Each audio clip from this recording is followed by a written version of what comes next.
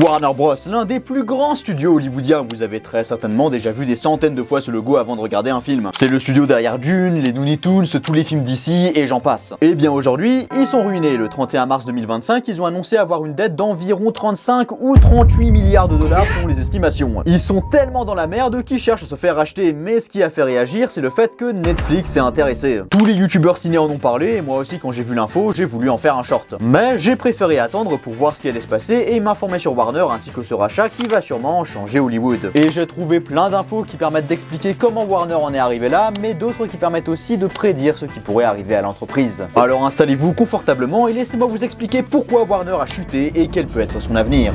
Ah et oui, j'ai changé de micro, fini celui que je tiens à la main comme un con, maintenant c'est un truc plus discret et 1000 fois mieux. Bon du coup, pourquoi ils sont dans la merde comme ça Warner? Eh bien vu que c'est un studio de cinéma, on pourrait se dire que c'est à cause de leurs films qui marchent plus. Joker Folia 2 qui aurait fait perdre entre 125 à 200 millions de dollars, Furiosa qui a coûté 168 millions pour en rapporter 174 millions. Alors oui, c'est un peu plus que le budget de base, mais c'est sans compter le marketing qui coûte très cher au studio. Sauf que déjà, rien que cette année, il y a beaucoup de films qui ont très bien marché pour Warner, comme Minecraft, F1, Sinners, Weapons, Destination Finale. C'est même l'une des meilleures années pour Warner. Et puis là, ce sont des films qui restent assez récents, alors que ce genre de dette, ça s'accumule sur des années et des années. Mais du coup, qu'est-ce qui a pu ruiner Warner à ce point? Eh bien, une partie de la réponse, c'est la télévision. Vous êtes sûrement au courant, mais la télé est de moins en moins regardée. Les gens privilégient les réseaux sociaux ou le streaming. Alors Warner a une plateforme de streaming, HBO Max, mais ils ont aussi beaucoup de chaînes de télé, surtout depuis qu'ils ont fusionné avec le groupe Discovery pour devenir Warner Discovery. TNT, TBS, Cartoon Network, Discovery Channel, Animal Planet, Adult Swim, tout ça c'est Warner. Alors j'ai pas trouvé de chiffres exacts qui disent combien ils ont perdu ou combien de spectateurs regardent ces chaînes, mais j'ai quand même trouvé un chiffre communiqué par Warner qui est assez révélateur vu qu'ils ont enregistré une imputation de goodwill de 9,1 milliards de dollars de leur division Network, donc qui s'occupe des chaînes. Alors qu'est-ce que ça veut dire? Eh bien le goodwill c'est la valeur immatérielle de la marque, donc la fidélité de l'audience ou bien la réputation de la marque. Et ça s'est pas arrangé, surtout depuis cette fameuse fusion, vu que le PDG de Warner Discovery est devenu David Zaslav, qui n'a pas fait l'unanimité. Il est même très controversé pour plusieurs raisons. Il y a déjà eu des licenciements massifs, bon, lors d'un rachat ou d'une fusion, ça arrive souvent, mais également une fuite des talents à cause de l'ambiance que certains employés ont qualifiée de toxique. Et même si on peut pas vraiment savoir ce qui s'est passé en interne, ce qu'on sait c'est qu'il s'est aussi mis à dos les spectateurs, en annulant des projets qui étaient presque finis comme Bad Girl ou carrément des films qui étaient terminés de A à Z comme Coyote vs Acme, tout ça afin de récupérer l'argent sous forme de réduction fiscale par peur que les films bident au box-office. Et sur papier, économiquement, c'est pas une si mauvaise idée, surtout quand ton entreprise a énormément de dettes. Sauf que déjà, ça leur donne une mauvaise réputation, et qui voudrait travailler avec un studio qui jette à la poubelle ton travail une fois qu'il est terminé? Et surtout, l'État américain avait pas trop aimé. Par exemple, Joaquim Castro, membre de la Chambre des représentants, avait dit « La tactique de Warner, qui consiste à mettre de côté des films afin d'obtenir des avantages fiscaux, est prédatrice et anticoncurrentielle. C'est comme brûler sa maison pour obtenir l'assurance. Le ministère de la Justice et la FTC devraient examiner cette pratique. » Ouais, j'aimerais pas trop avoir des problèmes avec le ministère de la Justice américaine, d'ailleurs depuis Warner ils ont arrêté. Mais y a pas que ça, parce qu'ils ont bel et bien des problèmes avec la justice, mais pas pour les mêmes raisons, vu qu'ils sont actuellement en procès depuis 2022 avec Village Roadshow, un autre studio avec lequel Warner a souvent collaboré, mais Village a porté plainte contre Warner. Car pendant le confinement, ils ont sorti les films au cinéma dans les pays où ils pouvaient, et sur plateforme de streaming en simultané, ce qui fait que les films n'ont pas rapporté masse d'argent. Sauf que certains de ces films, comme Matrix Resurrection par exemple, ont été faits en collaboration avec Village Roadshow, et c'était pas dans leur contrat que ça sorte en streaming. Ils ont donc porté plainte, et Warner ont tout simplement dit, ben dans ce cas-là, tous les films qui appartiennent aux deux entreprises, on fait plus de suite, on gèle tout. Donc aujourd'hui, Village est dans la merde financièrement, et Warner est bloqué dans un procès qui leur coûte quand même de l'argent, avec les avocats, tout ça. Mais bon, tout ce que je viens de dire là, ce n'est qu'une partie du problème, et des erreurs qui leur ont fait perdre de la réputation et de l'argent. Parce que l'origine de toutes ces dettes remonte à encore plus loin avec l'ancien détenteur de Warner, AT&T, un géant de la télécommunication américaine qui en 2018 avait racheté Time Warner, c'est comme ça qu'il s'appelait à l'époque, pour environ 85 milliards. Sauf que en 2019,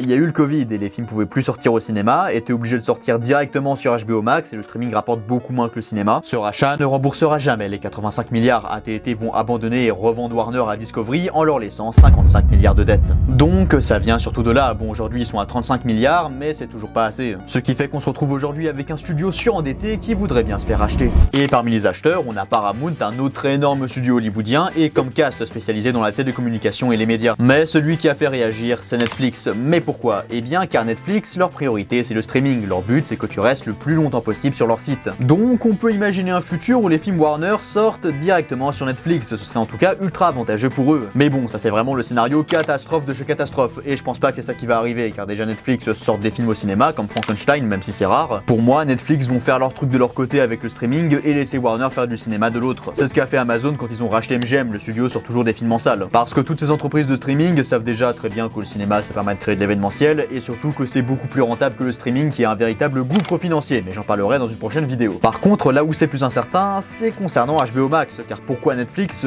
financerait leurs concurrents? Pour le coup, s'il y a bel et bien un rachat, je pense qu'il y a beaucoup de chances que le catalogue HBO se retrouve sur Netflix. Puis bon, ce qui est chiant avec Netflix, c'est qu'il privilégie la quantité à la qualité, alors que HBO c'est l'inverse, c'est pour ça qu'on aime HBO, là on risque de perdre cette philosophie. Mais bon, pour l'instant, ça reste Paramount qui mène la vente, ils ont déjà fait 3 offres, bon, qui ont été refusées car jugées trop faibles par rapport à la vraie valeur de Warner, mais surtout, par le passé, Paramount et Warner ont essayé de fusionner. Bon, les négociations se sont arrêtées en février 2024 et ça a rien donné. D'après CNBC, c'est Warner qui a mis fin aux discussions à cause de la trop grosse date des deux côtés. Alors, on peut pas vraiment savoir ce qui s'est passé durant ces fameuses négociations, mais vu que les deux entreprises avaient déjà envisagé de fusionner, pour moi il y a quand même plus de chances que ce soit Paramount qui acquiert Warner. Après, du côté Netflix, ils ont engagé la banque Moley Seco afin d'évaluer un possible rachat et ont accès à la data room de Warner afin de voir les états financiers du studio. On aura donc peut-être bientôt une offre de la part de Netflix, parce que pour l'instant ils ont juste dit qu'ils étaient intéressés, donc on peut rien prédire. Ah et puis c'est vrai, j'avais oublié, il y a aussi Comcast, bon eux ils sont un peu à la même étape que Netflix, c'est-à-dire qu'ils ont juste accès à la data room. Alors est-ce que c'est Paramount, Comcast ou Netflix qui aura Warner? Eh bien seul l'avenir nous le dira et je vais regarder ça de très près. Mais vous inquiétez pas, je vous mettrai au courant de toute cette histoire, mais pour ça faudrait peut-être vous abonner pour pas rater les prochaines vidéos, je sais pas, ça peut être utile.